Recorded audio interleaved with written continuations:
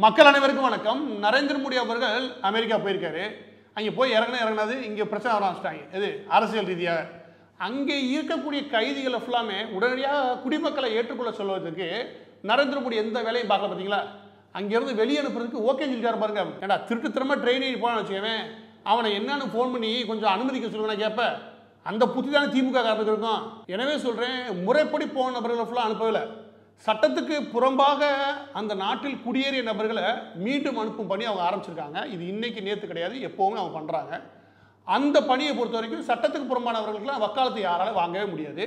அதை மீண்டும் அவங்கள ஏற்றுக்க இந்தியா தயாராக இருக்குது. இதுதான் ஒரு பொறுப்புள்ள பிரதமர் சொல்ல முடியும். அவர் என்ன பண்ணணும்னா, இங்கேவே சட்டத்துக்கு புறம்பாக குடியிருக்கான்றதை அவனால தட்டி விடணும். அதுதான் அவர் பண்ண வேண்டிய வேலை. இப்போ இந்த ட்ரம்ப் அண்ட் நரேந்திர மோடி அவர்களுடைய சந்திப்பு இருக்குல்லையா, இதில் இந்த விமர்சனத்தெல்லாம் விட்டுட்டு நம்ம கவனிக்க வேண்டிய விஷயம் ஒன்று இருக்குது. அது ஆரோக்கியமான சில விஷயங்கள் இருக்குது. அது என்னன்னு பார்க்கலாம். இதில் முதலாவது மிக முக்கியமான விஷயம் என்ன அப்படின்னா, இந்த ஒட்டுமொத்த மீட்டிங்கில் மிக முக்கியமான விஷயம் என்ன அப்படின்னா, ட்ரம்ப் அவர்கள் ஆட்சி அதிகாரத்துக்கு வந்ததுக்கப்புறம் அவர் தெளிவாக மீண்டும் சொல்கிறேன்னா, ரெசிப்ரோக்கல், அதாவது எந்த அளவுக்கு அமெரிக்க பொருள்கள் மீது டாக்ஸ் விதிக்கிறாங்களோ அதே அளவிற்கான டாக்ஸை அமெரிக்காவும் விதிக்கும். இதுக்கு எந்த நாடும் விதிவிலக்கல்ல, எல்லா நாடுகள் மீதும் நாங்கள் அதை தான் நாங்கள் ஃபாலோ பண்ண போகிறோன்றாங்க. அந்த வகையில் ட்ரம்ப்பு ஆட்சிக்கு வர்றதுக்கு முன்னாடி சொன்னது என்ன அப்படின்னா, இருக்குல்லே அதிகமாக டாக்ஸ் போடுறது, அதாவது அமெரிக்க பொருள்களுக்கு அதிகமாக டாக்ஸ் போடுறது இந்தியா தான். அதில் கிங்கு யார்? மோடி அவர்கள் அதில் கிங்கு அப்படின்னு இருந்தார். அதாவது ஒரு எடுத்துக்காட்டுக்கு சொன்னால், அங்கேருந்து ஒரு ஆடம்பர காரை நீங்கள் இறக்குமதி பண்ணுறீங்கன்னா சும்மா 75% வரைக்கும் நீங்கள் இங்கே டாக்ஸ் கட்ட வேண்டியிருக்கும். அது இங்கேருந்து ஏற்றுமதி ஆகுது இல்லையா, அதற்கு அவ்வளோ டாக்ஸ் கிடையாது. இதுதான் அவர் சொல்ல வர விஷயத்துக்கான எளிமையான விஷயம். இங்கேருந்து ஒரு காரை நம்ம எக்ஸ்போர்ட் பண்ணுறோம், ஆனால் அதுக்கு நாங்கள் அவ்வளோ டாக்ஸ் போடலை. ஆனால் அங்கேருந்து ஒரு காரை நாங்கள் இங்கே எக்ஸ்போர்ட் பண்ணால் அதுக்கு நீங்கள் ஹெவி டியூட்டி போடுறீங்க அப்படின்றதான் அவருடைய கன்சர்ன். ஆனால் விஷயம் என்ன அப்படின்னா, இது ஒரே ஒரு சாதாரண டாக்ஸ் சம்மந்தப்பட்டது கிடையாது. இது ஒரு பெரிய துறைன்னு வச்சுக்கோங்களேன். இந்தியாவும் அமெரிக்காவும் ஒட்டுமொத்தமாக இம்போர்ட் எக்ஸ்போர்ட் இல்லையா, அதோட டேட்டா மட்டும் கவனிச்சிங்கன்னா, இந்தியா அமெரிக்காவுக்கு ஏற்றுமதி பண்ணக்கூடிய ஒட்டுமொத்த அளவு 85 பில்லியன் அளவிற்கான பொருட்களை ஏற்றுமதி பண்ணுறாங்க. அதே இது அமெரிக்கா சும்மா 45 பில்லியன், சும்மா 42 45 பில்லியன் அளவிற்கு பொருட்களை இந்தியாவுக்கு ஏற்றுமதி பண்ணுறாங்க. இது ரெண்டாவது விஷயம் ட்ரம்ப் சொல்லக்கூடிய மிக முக்கியமான விஷயம். அது என்ன அப்படின்னா, இந்த இம்போர்ட் எக்ஸ்போர்ட்டை பொறுத்த வரைக்கும் டெபிசிட் அளவு, அதாவது ஏறக்கூடிய 35 பில்லியன் இருக்கு, அந்த கேப் இருக்குது. நாங்கள் ஏற்றுமதி பண்ணுறோம், அவங்க ஏற்றுமதி பண்ணுறோம். எனவே ஏற்றுமதி இறக்குமதி பொறுத்த வரைக்கும் இந்தியா தான் அதில் பலன் பெறுது அப்படின்னு அவர் சொல்கிறாரு. இந்த இடைவெளி இருக்கு, இந்த கேப்பு, இதை குறைக்கணும் இல்லை சமன்படுத்தணும் அப்படின்னு அவர் சொல்கிறார். இந்த ரெண்டு விஷயங்கள் மிக முக்கியமானது. இது இந்தியாவுடைய உள்நாட்டு உற்பத்திக்கு மிகப்பெரிய ஆபத்தை விளைவிக்கக்கூடியது அப்படின்னு நிறைய எக்கனாமிஸ்ட் தெளிவுபடுத்துறாங்க. அதே நேரம் குளோபல் ட்ரேட் சம்மந்தப்பட்ட ரிசர்ச் இன்ஸ்டிடியூஷன் என்ன தெளிவாக சொல்கிறாங்க அப்படின்னா, இந்தியாவில் இறக்குமதி ஆகக்கூடிய அமெரிக்க பொருள்களுடைய பெரும்பாலான பொருள் சும்மா 85% பொருள்கள் 5% கீழே தான் வராங்க. இதில் எக்ஸப்ஷனாக வரக்கூடிய எல்லா விஷயமே ஆடம்பரம் சம்மந்தப்பட்ட, இல்லாட்டி இந்தியாவில் ரெஸ்ட்ரிக்ட் பண்ண விஷயங்களாக இருக்குமே தவிர வேறு எதுவுமே கிடையாது. எனவே இது பொதுவாக ரெசிப்ரோக்கல்னு சொல்ல முடியாது. இது ரொம்ப எளிமையாக சொல்லணும்னா, ஆட்டோமொபைல் செக்டாரை பொறுத்த வரைக்கும் சும்மா 22% வேலைவாய்ப்புகளை இந்தியாவில் கொடுக்குறது ஆட்டோமொபைல் செக்டார் தான். இது சம்மந்தமான மெஷின்ஸ், முக்கியமாக இன்ஜின்ஸ் இருக்குல்லையா, அது எல்லாமே இறக்குமதி தான் பெரும்பாலும் செய்கிறோம். இதோட ஸ்பேரும் இறக்குமதி செய்கிறோம். எனவே இது பெரிய லெவலில் இறக்குமதி ஆகி இங்கே அசம்பிள் ஆகி உள்ளே வருது இல்லையா, இது இந்தியாவுக்கு ஒரு பெரிய தலைவலி. ஏன் அப்படின்னா, வேலைவாய்ப்பு கொடுக்கக்கூடிய 22% வேலைவாய்ப்பு கூடிய ஆட்டோமொபைல் செக்டாரில் இப்படி எல்லாமே இறக்குமதி ஆகும் பட்சத்தில்னா இங்கே எந்த மேனுஃபேக்சரிங் ஆகாது, இங்கே வெறும் அசம்பிள் தான் நடக்கும். இது ஒரு பெரிய கன்சர்ன். அதாவது 22% வேலை வாய்ப்புகளுக்கு ஒரு பெரிய அடி வாங்கக்கூடிய வேலை. எனவே தான் டெஸ்லா இங்கே வரதில் ஒரு பெரிய சிக்கல் இருந்துகிட்டே இருக்குது. டெஸ்லா உள்ளே கொண்டு வரதில்லை, அதாவது பிஒய்டி போன்ற சைனா நிறுவனங்கள் உள்ளே வர முடியுது. ஆனால் டெஸ்லா உள்ளே வரதில் இருக்க பெரிய சிக்கல் என்ன, இதுதான். இந்தியாவை பொறுத்த வரைக்கும் நரேந்திர மோடி தலைமையிலான இந்த அரசை பொறுத்த வரைக்கும் அவங்க என்ன சொல்கிறாங்கன்னா, எல்லா நாடுகளுடைய எல்லா இன்வெஸ்ட்மெண்ட்டும் இங்கே வரலாம், இங்கே இன்வெஸ்ட்மெண்ட் பண்ணி தங்களுடைய ஃபேக்ட்ரியை ஓப்பன் பண்ணுங்கள், ஆனால் உற்பத்தின்றதை இங்கேயே உற்பத்தி பண்ணுங்கள், இங்கே ஒரு சந்தையாக மாற்றிடாதீங்க, இது உற்பத்தி தளமாக இருக்கட்டும். இங்கே உற்பத்தி பண்ணி இங்களுடைய வேலை வாய்ப்புகளை நீங்கள் பெருக்கும் பட்சத்துனா உங்களுக்கு போதிய அளவுக்கு இங்கே மானியங்கள் கொடுக்க தயாராக இருக்கும். இதுதான் நரேந்திர மோடி தலைமையிலான அரசு சொல்லக்கூடிய மிக முக்கியமான விஷயம். இந்த பொருள் அவங்க சொல்கிறது கிடையாது.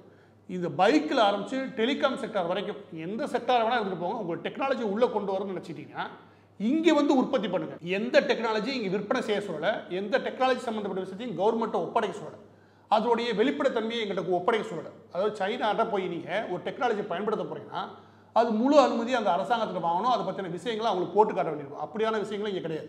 இவர் உற்பத்தி செக்டார்லையும் சர்வீஸ் செக்டார்லையும் இங்கே இருக்கக்கூடிய விஷயங்களுக்கு வேலை வாய்ப்புகள் அதன் மீது ஒரு அடி விழுகக்கூடாதுன்றதான் இந்தியாவோட கன்சர்ன். இந்த நேரத்தில் தான் அவர் பயணமாகிறாரு இங்கே அமெரிக்காவுக்கு. எனவே நரேந்திர மோடி அவர்களுடைய இந்த பயணத்தில் ரொம்ப முக்கியமான விஷயம் என்னன்னா, இந்த ரெசிப்ரோக்கல், நீங்கள் என்ன டேக்ஸ் போடுறீங்களோ அதே டேக்ஸை நாங்கள் போடுவதனாலே இது உடனடியாக ஒரு நெகோசியேஷன் கொண்டு வரணும். இல்லைன்னா அதன் மீது தீவிர நடவடிக்கை எடுக்காத அளவுக்கு ஒரு தன்மையான பேச்சுவார்த்தை நடத்த வேண்டிய அவசியம் இந்தியாவுக்கு இருக்குது. அதனால் இந்த பயணத்தை பொறுத்தவரைக்கும் நரேந்திர மோடி அவர்களுடைய இந்த குறிப்பிட்ட பயணம் இதுதான் மிக முக்கியமான பேசும்போது. இந்த இடத்துல நான் இதை ஏன் தெரிஞ்சுக்கணும் அப்படின்னு சொல்லிக்கிறேங்க.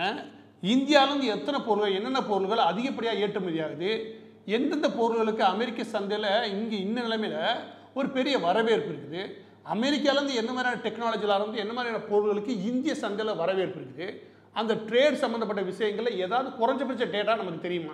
தெரியறதில்லை. தெரியாத நபர்களால தான் இங்கே விமர்சனங்கள் முன்வைக்கப்படுதே தவிர தெரிஞ்ச நபர்கள் எல்லா பேருமே இதன் மீது ஒரு கவனமான பார்வை பார்க்குறாங்க. ஏன்னா இதற்கடுத்து நமக்கு என்ன மாதிரியான வாய்ப்புகளை இந்த சந்திப்பின் மூலம் உருவாகிறதுக்கான வாய்ப்புகள் உண்டு. இதுதான் ஆரோக்கியமான போக்கு. சும்மா எல்லாத்தையுமே அரசியல் மயமாக்குறது இல்லையா, வேஸ்ட். ஏன்னா அவர் போய் நரேந்திர மோடின்னு போய் அங்கே பிஜேபி அரசாங்கத்தை உருவாக்குறதுக்கோ இல்லாட்டி அங்கே போய் அரசியல் செய்யறதுக்கா போயிருக்காரு. அது ஒரு ஸ்டேட் விசிட்டாக போயிருக்காரு. நம்மளுடைய பிரதமர் அங்கே போயிருக்காருன்னா அந்த நிகழ்வில் எது முக்கியமானது? சும்மா சுற்றி பார்க்க போகிறாங்க, எதெல்லாம் நடக்குது, ஒரு ஸ்டேட் விசிட்ன்றது என்னென்ன பர்பஸோடு சேர்ந்து நகருது அப்படின்றத கொஞ்சம் நீங்கள் பார்த்தீங்கன்னா அதில் இருக்கிற வாய்ப்புகள் என்னன்னு தெரியும். இப்போ இந்த சந்திப்பினுடைய இரண்டாவது பகுதி ஒன்று இருக்குது. அது என்ன அப்படின்னா, அதுக்கு அடுத்து மெகா பிளான் ஒன்று. அது என்ன பிளான் அப்படின்னு கேட்டிங்கன்னா, அவங்க 2023 டிசம்பர் நினைக்கிறேன் அந்த காலகட்டத்தில் G20 மாநாட்டில் ஒரு முக்கியமான உடன்படிக்கைக்குள்ளே வராங்க. அது MOU சைன் பண்ணிட்டான்னு வச்சுக்கோங்க. அது எதற்காக சைன் பண்ணுறாங்க அப்படின்னா, இந்தியா மிடில் ஈஸ்ட் யூரோப் காரிடர்னு ஒன்று உருவாக்க முயற்சி பண்ணுறாங்க. அதாவது எப்படி சைனா உருவாக்குறாங்களோ அதே மாதிரியான ஒரு இண்டஸ்ட்ரியல் காரிடோர் இல்லாட்டி ஒரு ட்ரேட் காரிடோர் ஒன்று உருவாக்க விரும்புகிறாங்க. அது எப்படி பயணமாகுதுன்னா, மும்பையில் ஆரம்பித்து அதுக்கப்புறம் UAE தொட்டு அது சவுதி அரேபியா வழியாக டர்க்கி பக்கத்தில் அப்படியே மெடிட்டேரியன் லேண்டில் நுழைஞ்சு அங்கே இருக்கக்கூடிய ஜோர்டான், அதுக்கப்புறம் இஸ்ரேல், அதுலேருந்து பிடிச்சி கிரீஸில் நுழையுன்னு வச்சுக்கோங்க. எக்ஸாக்டாக இப்படியான பயணத்தில் இந்தியாவிலேருந்து பயணமாகிறதுக்கு கப்பல் மார்க்கமாகவும், அதுக்கப்புறம் இஸ்ரேலேருந்து பயணமாகுதுல கிரீஸுக்கு அதுவும் கப்பல் மார்க்கம், மீதி இருக்க இடம் இல்லையா அது எல்லாமே உங்களுக்கு ரயில்வே தடங்களாக மாற்றிருக்கும். அது முழுக்க முழுக்க ட்ரேட் அண்ட் இண்டஸ்ட்ரியல் காரிடோராக மட்டுமே உருவாக்கணும்னு நினைக்கிறாங்க. இதனோட ஒட்டுமொத்த வேல்யூ எவ்வளோன்னா சுமார் 77 லட்சம் கோடி. எவ்வளவு? 77 லட்சம் கோடி. இதை இந்த நாடுகளெல்லாம் சேர்ந்து உருவாக்கும் பட்சத்துலனா ஒரு நீண்டகால ஒரு சஸ்டைனபிள் டெவலப்மெண்ட், அதாவது ஒரு உறுதியான வளர்ச்சி இந்த எல்லா நாடுகளோடு இருக்கும். அதோடு சேர்த்து பக்கத்தில் இருக்கிற நாடுகளில் இந்த பொருளாதார வளர்ச்சி இல்லையா இதை உறுதிப்படுத்த முடியும் நம்புகிறாங்க. இதுதான் இருக்கிறதுலையே இது வரைக்கும் உலகம் சந்தித்த மிகப்பெரிய ப்ராஜெக்டாக இருக்கும். சுமார் 77 லட்சம் கோடி. இவ்வளோ பெரிய ப்ராஜெக்ட் நீ உள்ளே கொண்டு வரீங்கன்னா பெரிய பிளேயர்ஸ் உள்ளே இருக்கணும். அதில் மிக முக்கியமான பிளேயராக இருக்கிறது அமெரிக்கா. அமெரிக்கா இது சம்மந்தம் தெரிவிச்சிருக்காங்க. அமெரிக்கா இது சம்மந்தமான பாசிட்டிவான விஷயங்களை பேசுகிறாங்க. ட்ரம்ப் அவர்கள் இதில் ஆர்வம் காட்டவும் செய்கிறார். இதை என்ன மாதிரியான ஆர்வங்களை அமெரிக்கா நேரடியாக உள்ள இல்லை. பின்ன எப்படியான விஷயத்தில் அமெரிக்கா இதில் ஆர்வம் காட்டுது அப்படின்னா, partnership global infrastructure and investment அப்படின்னு ஒரு பிளான் இருக்கும். அதாவது G20 கீழே. இந்த அடிப்படையில் அமெரிக்கா இதில் இன்வெஸ்ட் பண்ண தயாராக இருக்காங்க. America, Saudi Arabia, UAE, France, யூரோப்பில் இருக்கக்கூடிய மற்ற யூனியன் எல்லாமே இவங்க எல்லாமே இன்வெஸ்ட் பண்ண தயாராக இருக்காங்க, இந்தியா உட்பட. மிக முக்கியமாக இந்தியாவில் உற்பத்தி ஆகக்கூடிய பொருட்கள் சந்தையை போய் அடையணும். எது? மிடில் ஈஸ்ட் சந்தையும், மெடிட்டேரியன் சந்தையும், அதுக்கப்புறம் யூரோப். இந்த 3 இடங்கள்லையும் இந்திய பொருட்கள் போய் வேகமாக அடையும் இல்லையா? அது அடையும் பட்சத்தில் இந்திய உற்பத்தியாளர்களுக்கு, இந்தியாவில் உற்பத்தியாளர்களுக்கு ஒரு பெரிய மவுசு கிடைக்கும், ஒரு பெரிய வரவேற்பு கிடைக்கணும் நரேந்திர மோடி தலைமையிலான அரசு நினைக்கிறாங்க. அதை நடைமுறைப்படுத்தி அதை சாத்தியப்படுத்துன்றதுக்காக தான் அடுத்த கட்ட முயற்சி ஈடுபடுறாங்க. நரேந்திர மோடி அண்ட் ட்ரம்ப் இவங்களுடைய சந்திப்பில் அடுத்து மிக முக்கியமாக பேசப்பட்ட விஷயம் இதுதான்.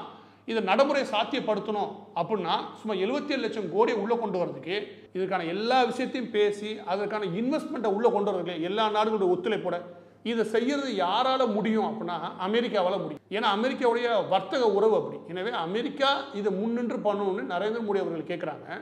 அது மிகப்பெரிய அளவில் யாருக்கு பயனளிக்கும் அப்படின்னா நிச்சயம் இந்தியாவுக்கு. அதுக்கடுத்து 3வது விஷயமா இருக்க போகிறது என்னமோ தீவிரவாதம் சம்பந்தப்பட்டது. மும்பை பயங்கரவாத தாக்குதலுக்கு மிக முக்கிய மூளையாக இருந்த சிகாகோவை சேர்ந்த பிஸ்னஸ்மேன் ராணா அவர்களை இந்தியா கடத்தணுன்றதான் இந்தியாவுடைய பல நாள் கோரிக்கை. அந்த கோரிக்கை ஏற்றுக்கொள்ளப்பட்டது. இது உண்மையிலேயே சொல்கிறேன், வரதுக்கு முன்னாடியே ட்ரம்ப் அவர்கள் அட்மினிஸ்ட்ரேஷன் செஞ்ச மிக முக்கியமான விஷயம். அதாவது அவங்க நாட்டு சட்டத்தின்படி அவங்களுடைய குடிமகனை வேறொரு நாட்டுக்கு நீங்கள் விசாரணை கைதியாக அனுப்பி வைக்கிறதோ இல்லாட்டி தண்டனை சம்பந்தப்பட்ட விஷயத்தில் அனுப்பி வைக்கிறோம் இல்லையா, அவ்வளோ சாதாரண விஷயம் கிடையாது அமெரிக்காவை பொறுத்த வரைக்கும். அதுவும் இது மிக முக்கியமான குற்றவாளி. இந்த குற்றவாளியை நாடு கடத்தப்பட வேணும் அப்படின்னு கேட்குறாங்க. அந்த நாடு கடத்தப்பட வேணும் அப்படின்ற விஷயத்தை பொறுத்த வரைக்கும் ட்ரம்ப் அட்மினிஸ்ட்ரேஷன் செஞ்ச விஷயம் என்ன அப்படின்னா, அங்கே இருக்கக்கூடிய நீதிமன்றங்கள் அதுக்கு அனுமதி வாங்கி கொடுத்துருக்காரு. அந்த அனுமதி கிடச்சிருக்கு. எனவே மிக விரைவாக ராணா அவர்கள், அதாவது மும்பை தாக்குதலுக்கு மிக முக்கியமான மூளையாக செயல்பட்ட அந்த ராணா அவர்கள் இந்தியா கொண்டு வரப்பட்டு விசாரிக்கப்படுவார். இது எதை காட்டுது அப்படின்னா, தீவிரவாத நடவடிக்கைகளை பொறுத்த வரைக்கும் இந்தியாவும் அமெரிக்காவும் முன்ன இருந்ததை விட அதிதீவிரமாக ஒத்துழைப்போட செயல்பட வேண்டியிருக்கு. அதுக்கு முழு ஒத்துழைப்பு கொடுக்க அமெரிக்கா தயாராக இருக்குது. அமைச்சிருக்கக்கூடிய புதிய அரசான ட்ரம்ப் அரசு இல்லையா, அதுக்கு தீவிரம் காட்டவும் செய்கிறாங்க. முந்தைய அரசு மாதிரி அவங்களுக்கு கொடுக்க மாட்டோம், சட்டம் அது இல்லை இது இல்லை அப்படின்னு சும்மா வாய்ஜாலம் பேசாமல், பைடன் கமலா ஹாரிஸ் இருந்தப்ப இருந்த சிக்கல் மாதிரி இல்லாமல் இப்போ நமக்கும் அமெரிக்காவுக்குமான உறவு சுமூகமாக இருக்குன்றது இந்த விஷயத்தின் மூலம் நமக்கு தெரிய வருது. பதிவோட இறுதியாக நான் சொல்ல வேண்டிய விஷயம் என்ன அப்படின்னா, ஒவ்வொரு முறையும் எந்த நாட்டுக்கு பயணமானாலும் சரி, நரேந்திர மோடி அவர்கள் போகிறது ஸ்டேட் விசிட். ஒரு நாட்டினுடைய பிரதிநிதியாக பிரதமராக போகிறாரு. அவர் போகும்போது அப்படியான விஷயங்கள் அந்த ஸ்டேட் விசிட்டில் என்ன மாதிரியான பிளான் பண்ணுறாங்க, அதில் என்ன மாதிரியான பேச்சுவார்த்தை நடத்தப்படுது, அதில் என்ன மாதிரியான உடன்பாடுகள் வராங்க, அதன் வழியாக நமக்கு கிடைக்கக்கூடிய வாய்ப்பு என்ன. நான் திரும்ப சொல்கிறேன், நீ நாட்டை பற்றி கவலைப்பட வேணாம், உலகத்தை பற்றி கவலைப்படணும், அட்லீஸ்ட் ஒன்றை பற்றியாக கவலைப்படணுமா இல்லையா?